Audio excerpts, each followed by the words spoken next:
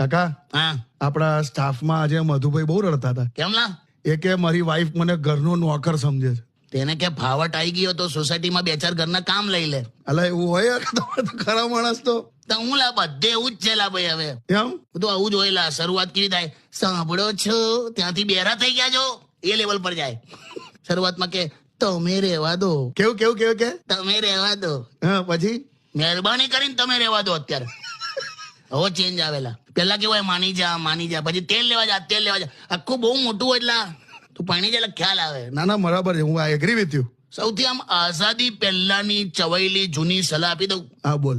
લાંબુ અને સુખી જીવવા માટે ખોરાક તમારો અડધો કરો, પાણી 2 ગણું કરો, કસરત 3 ગણી કરો, હસવાનું 4 ગણું કરો અને વાઈફનું માનવાનું 100 ગણું કરો.